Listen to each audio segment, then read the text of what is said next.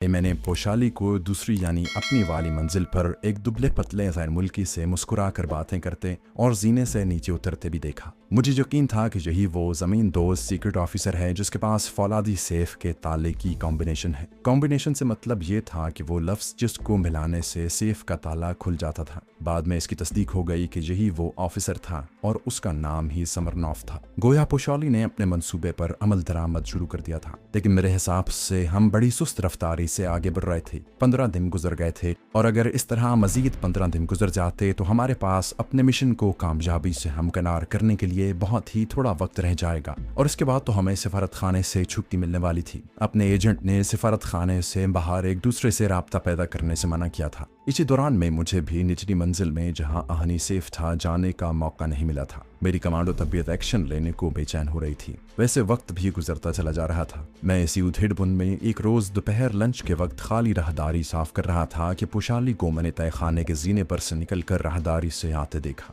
उसने जानबूझकर स्टेशनरी फर्श पर गिरा दी। मैं जल्दी से झुककर रजिस्टर और कागजात उठाने लगा, वो भी अंग्रेजी में शुक्रिया कहकर कागजों के दस्ते और फाइल कवर उठाने लगी। ये सब कुछ उसने जानबूझकर किया था। नीचे झुकते ही उसने दबी जबान में कहा, आज रात मेरे फ्लैट पर अंधेरा हो जाने के बाद आना। वो स्टेशनरी इकट्ठी करने के बाद एक बार फिर मुस्कुराकर मेरा शुक्रिया अदा करते हुए ऑफिस की तरफ चल दी। पोशाली के इस पैगाम से मुझे बड़ा हौसला हुआ और अपनी मंजिल रोशन नजर आने लगी। छुट्टी के बाद मैं मामूल के मुताबिक सीधा अपने क्वार्टर में आ गया। शाम तक अपने क्वार्टर में ही बैठा अखबारात वगैरह पढ़ता रहा। जब रात हुई तो चौक वाले रेस्तोरां में जाकर खाना खाया और फिर बस पकड़कर पोशाली के फ्लैट की तरफ रवाना हो गया। बादलों से घिरी हुई रात सड़कों और शहर में रोशन थी, मगर पोशाली के समंदरी साहिल के इलाके में काफी अंधेरा था। कहीं कहीं थंबे पर बिजली के बल्ब रोशन थे। मुझे पोशाली का फ्लैट याद था। मैं साहिल समंदर की जानिब से एक छोटी सी अंधेरी वीरान सड़क पर आ गया जो पोशाली के बोसीदा आसेब जदा फ्लैट के सामने से गुजरकर आगे गाल रोड से जाकर मिल जाती थी। पोशाली के फ्लैट के बाहर घुप अंधेरा था। सिर्फ कोने वाले कमरे की खिड़की पर धीमी रोशनी हो रही थी। मैं चुपके चुपके दरख्तों के करीब से गुजरता हुआ फ्लैट के मेन दरवाजे पर आकर रुक गया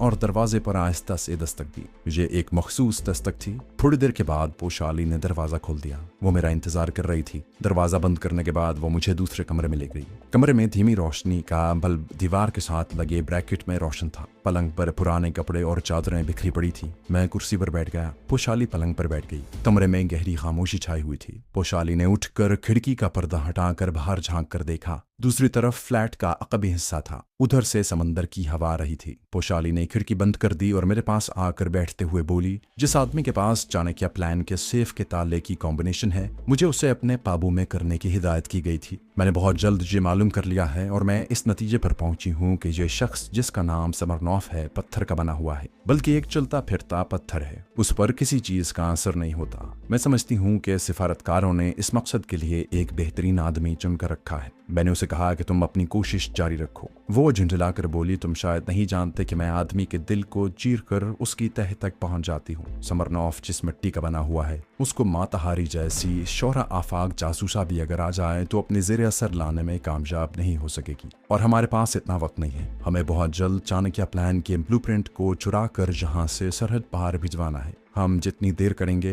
खतरा तुम्हारे वतन पाक की फजाओं के करीब तर होता जाएगा। पाकिस्तान तुम्हारा वतन है, लेकिन मुझे उससे अपने वतन की तरह मोहब्बत है, इसलिए कि यह मुल्क इस्लाम के नाम पर बना है और जहाँ इस्लाम का परचम लहराता है, उसकी फजाओं में सुबह शाम अजानों की सदाएं गूंजती हैं। तुम ही बताओ कि तुम मजीद इंतजार कर सकते हो। जहाँ तक मेरा ख्याल है, अगर मैं इस पत्थर के आदमी समरनॉफ में शगाफ डालने की कोशिश करती हूँ तो एक बरस बाद शायद इस सतह पर हल्का सा निशान डालने में कामयाब हो सकूं। मैंने तुम्हें इसीलिए बुलाया है कि तुम भी बुनियादी तौर पर कमांडो हो और मैं भी बुनियादी तौर पर कमांडो हूँ। हम सिर्फ और सिर्फ कमांडो एक्शन ही में कामयाबी हासिल कर सकते हैं। हमें बढ़कर हमला करना होगा, हल्ला बोलना होगा, और मुझे यकीन है कि अगर हमने बेहतरीन प्लानिंग के साथ हमला किया तो कामयाबी हमारे कदमों में होगी। पोशाली के दलाइल ने मुझे कायल कर लिया था। इसमें कोई शक नहीं था कि हम बुनियादी तौर पर कमांडोज थे, दलेर, जर्री और अपनी जान पर खेल जाने वाले कमांडोज। मौत जिनके सामने सरनिगो होती है, मौत को जो कभी खातिर में नहीं लाते और जिनकी ज़र्ब इंतहाई कारी होती है। ये 100 सुनार की नहीं बल्कि एक लोहार की ज़र्ब होती है। मैंने कहा, मैं तुम्हारे ख्यालात की तायद करता हूँ पोशाली,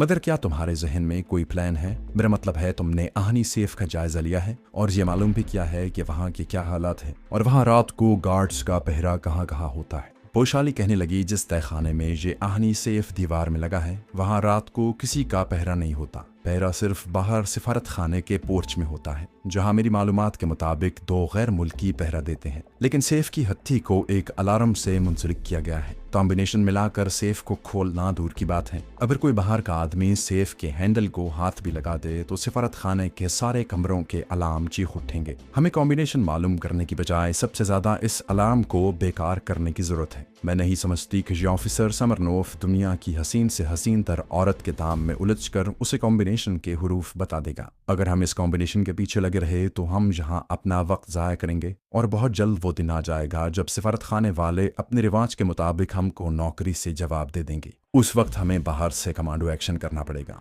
तो क्यों ना इस वक्त ही हम कमांडो एक्शन पर अमल करें जब हमें सिफारत खाने के अंदर रहने का मौका हासिल है। मैंने उसकी हाँ में पुरजोर हाँ मिलाते हुए कहा, मैं तैयार हूँ पोशाली। तुम मुझे बताओ कि हमें सेफ तक पहुंचने के लिए क्या तरीका इख्तियार करना होगा। पोशाली उठकर मुख्तसर से कमरे में टहलने लगी। वो बेचैन और पुरजोश थी। मैंने इस औरत को बेदर्दी और संदिली से इंसानों को हलाक करते हुए देखा था। मैं जानता था कि वक्त आने पर वो अपनी जान पर भी खेल जाएगी। मैं खामोश था। पोशाली टहलते हुए किसी अहम नुक्ते पर गौर कर रही थी। वो गहरी सांस लेकर पलंग पर बैठ गई और मेरी तरफ देखकर बोली, हमें आधी रात को हमला करना होगा। हम बाहर से सिफारत खाने में दाखिल होंगे। मैंने सेफ के खतरे के अलार्म का राज मालूम कर लिया है। तहखाने के जीने में एक सॉकेट लगा है। उसके अंदर अलार्म का तार कमरे के तारों से जुड़ जाता है। अगर हम इस तार को काट कर अलग कर दें तो चाहे हम सेफ पर हथौड़े चलाना शुरू कर दें तो भी अलार्म नहीं बजेगा। मैंने पोशाली से पूछा, लेकिन सेफ खुलेगा कैसे? सवाल तो ये है। पोशाली ने मेरी आंखों में आंखें डालते हुए कहा, सेफ को वही ऑफिसर खोलेगा जिसके पास सेफ के ताले का कॉम्बिनेशन है। मेरा मुंह खुले का खुला रह गया। तुम ये कहना चाहती हो कि समरनॉफ खुद वहां आकर सेफ को हमारे लिए खोल देगा? पोशाली ने दांत पीसते हुए कहा, हाँ, ये सेफ सिर्फ वही खोल सकता है। अगर उस पर सुबह तक हथौड़े चलाते रहें तब भी सेफ पर कोई असर नहीं होगा और हम पकड़े जाएंगे।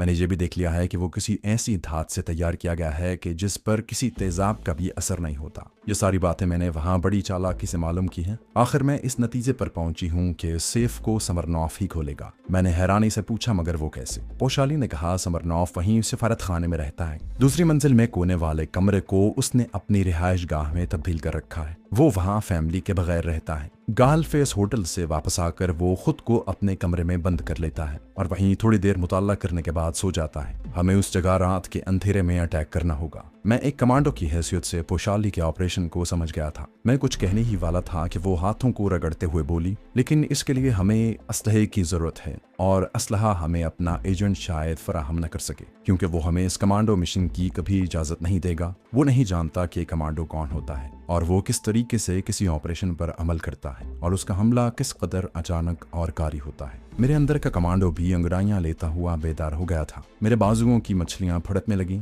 मैंने कहा, रिवॉल्वर हमारे पास मौजूद है, एक कमांडो चाकू है। अगर उसके अलावा असलहे की जरूरत पड़ी तो हम उसी सिफारत खाने के गार्ड से हासिल कर लेंगे। कमांडोस हमेशा दुश्मन से असलहा हासिल करता है। पोशाली की आंखें चमकने लगी। मुझे उसकी आंखों में और चेहरे पर वही संदिली और बेदर्दी नजर आई जो इससे पहले मैं देख चुका था। उसने मेरा बाजू जोर से पकड़ लिया और पुरजोश आवाज में बोली, हम कल रात अटैक करेंगे। मैंने फौरन हामी भर ली और पोशाली के बाजू को जोर से पकड़कर झंझोड़ा और कहा, खुदा हमारे साथ है। उसके बाद हमने अपने कमांडो अटैक की तफसीलात पर गौर करना शुरू कर दिया। 2 बातें हमने तय कर ली थी। पहली ये कि इस ऑपरेशन का जिक्र हम अपने एजेंट से नहीं करेंगे। हमें यकीन था कि वो इस किस्म के जारहाना अटैक की इजाजत नहीं देगा, बल्कि सुराग रसानी के तमाम उसूलों पर अमल करते हुए समरनॉफ से ताल्लुकात उस्तवार करके उससे आहनी सेफ की कॉम्बिनेशन हासिल करने की तलकीन करेगा। हम अपने मिशन की कामयाबी के बारे में इतने पुरुम्मीद थे कि जैसे कल रात को जाने क्या प्लान का ब्लूप्रिंट हमारी जेब में होगा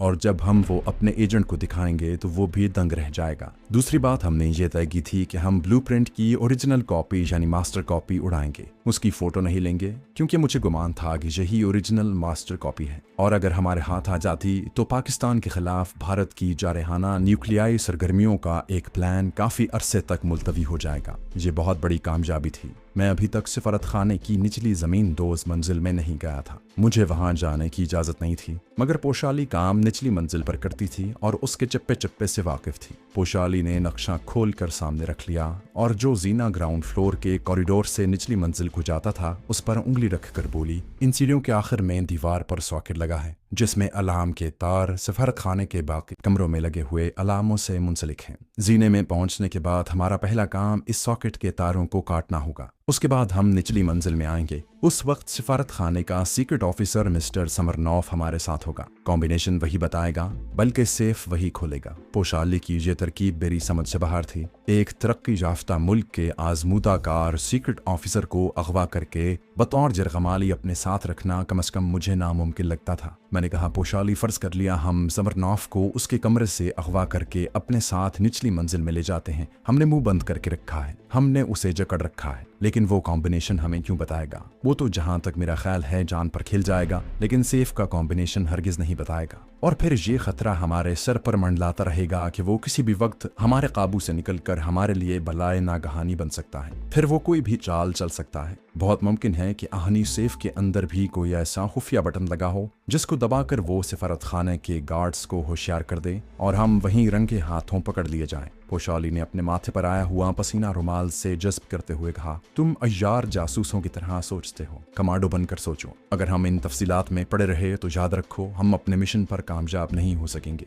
खा हम वहाँ 2 महीने तक पड़े रहें। सीक्रेट ऑफिसर समरनॉफ से आहनी सेफ के ताले का राज किस तरह उगलवाना है ये मैं जानती हूँ। मैं रूसी नजाद हूँ, मैं रूसियों की खमीर से वाकिफ हूँ। मुझे मालूम है कि रूसी उस वक्त तक बहादुर होता है जब तक मौत उसके सामने नहीं आन खड़ी होती। मौत को सामने देखकर रूसी पसपा हो जाता है। जब नेपोलियन ने रूस पर हमला किया तो रूसियों ने अपने इसी किरदार का मुजाहरा किया। दूसरी जंग अजीम में भी जर्मनों के खिलाफ उन्होंने ऐसा ही किया। मौत दुश्मन के हमरेकाब थी। रूसियों ने पसपा होना शुरू कर दिया और फिर रूस को सबसे मोहलक हथियार सर्दी ने अधमुआ कर दिया और वो पीछे हटने लगा तो जर्मनों ने उन पर हमला कर दिया। मैं खामोशी से पोशाली की बातें सुन रहा था। सिर्फ 10% वो मुझे कायल कर सकी थी। रूसियों के बारे में उसके अंदाजे या तजुर्बे महली नजर थे। वो कह रही थी समरनॉफ को अगवा हो जाने के बाद हर हालत में मरना होगा। वो जिंदा नहीं रहेगा, लेकिन मरने से पहले वो कॉम्बिनेशन बता देगा। इसका मुझे यकीन है। तुम दूसरी तफसीलात को जहन नशीन करना शुरू कर दो। दूसरी तफसीलात पहले ही से मेरे जहन नशीन हो चुकी थी। मैं अभी तक अपने मिशन के बारे में ज्यादा पुरुम्मीद नहीं था। मुझे शुबा था कि समरनॉफ जैसा जिम्मेदार ऑफिसर पोशाली के आगे हथियार डाल देगा, लेकिन हमारा प्लान उस मकाम तक पहुंच गया था कि अब हमारा वापस आना मुहाल था। एक ख्याल दिल में ये भी था कि हो सकता है अंधेरे में चलाया हुआ तीर निशाने पर जा लगे, क्योंकि दूसरी सूरत में हमें देर लग जाती और इस असना में हमारी सिफारत खाने में मुलाजिमत की मुय्यना मुद्दत पूरी हो जाती, जिसके बाद सिफारत खाने के मकामी लोगों को मुलाजिमत से जवाब देकर दूसरे उम्मीदवारों को भर्ती किया जाता था। पोशाली ने अब नक्शे के कोने में एक जगह उंगली रखकर कहा, यह समरनॉफ का क्वार्टर है जहाँ वो अकेला रहता है। इसको एक रास्ता सिफारत खाने के अकबी कॉरिडोर से जाता है और दूसरा रास्ता बागीचे की दीवार के करीब से क्वार्टर के किचन के पिछले दरवाजे की तरफ जाता है। हमें उसे किचन वाले दरवाजे से अंदर दाखिल होना होगा। मैंने पदरे तशवीश के साथ कहा, इसका मतलब ये हुआ कि हम समरनॉफ को अगवा करेंगे और उसके बाद जीने के बाहर पहरा देने वाले गार्ड को काबू करेंगे। पोशाली ने पुरअज़्म लहजे में कहा, बिल्कुल ऐसा ही होगा। क्या तुम्हें कोई शक है? क्या तुम कोई खतरा महसूस कर रहे हो? मैंने दबी जबान में कहा, खतरा मुझे अपनी जिंदगी के लिए नहीं बल्कि अपने मिशन की कामयाबी के लिए है। मेरा मतलब यह है कि कॉरिडोर में जो गार्ड्स नाइट वॉच पर मौजूद होंगे वो कोई अनाड़ी नहीं होंगे। यकीनी तौर पर वो भी कमांडो ही होंगे, या कम से कम उन्हें कमांडो की थोड़ी बहुत ट्रेनिंग जरूर मिली होगी। अगर हम अचानक उनको दबोचने में कामयाब हो जाते हैं तो ठीक है, वरना दूसरी सूरत में नाकामी हमारा मुकद्दर होगी। और तुम्हें ये नहीं भूलना चाहिए कि उस वक्त सीक्रेट ऑफिसर समरनॉफ भी हमारे साथ होगा, क्योंकि हमने उसकी मुश्कें कसकर टेप से मुंह बंद कर रखा होगा, लेकिन वो हमारे लिए ऐन वक्त पर मुसीबत बन सकता है। पोशाली ने नक्शे पर अपनी दोनों हथेलियों को फैला कर रखा और मेरी तरफ जरा सा झुक कर बोली, मुझे अफसोस के साथ कहना पड़ रहा है कि तुम एक अय्यार जासूस से कमांडो बने हो। तुम अगर मेरे साथ इस मुहिम पर जाना पसंद नहीं करते तो ना सही, मैं इस्लाम और पाकिस्तान के लिए अकेली भी ये मुहिम सर कर सकती हूँ, खा इसमें मेरी जान ही क्यों ना चली जाए। मैंने जल्दी से कहा, यही मैं तुम्हें कहना चाहता था पोशाली, कि किसी सूरत में हमारी जान नहीं जानी चाहिए। हमें इस किस्म का प्लान तैयार करना चाहिए कि दुश्मन हर हालत में हमारे काबू में हो और हम जिंदा भी रहें। तुमसे इस प्लान की तफसीलात और जुजियात के बारे में ही सवाल जवाब कर रहा हूँ। पोशाली ने सांस खींचकर अपना सर पीछे डाल दिया, फिर सर को झटक कर बोली, मेरे दोस्त, अगर तुमने ये तय कर लिया है कि इस मिशन में मेरे साथ होगे तो बाकी सारा काम मुझ पर छोड़ दो। जैसे मैं कहूँ तुम वैसा ही करना। क्या तुम तैयार हो? मैं उसे क्या जवाब देता? अगर नहीं कहता तो वो मुझे बुज़दिल समझती कि मैं तो उसके मुल्क और इस्लाम की खातिर अपनी जान की बाजी लगा रही हूँ और ये पीछे हट रहा है। मैंने सोचा जो होगा देखा जाएगा। मैंने पोशाली के हाथ पर हाथ रख दिया और कहा, मैं तुम्हारे साथ हूँ।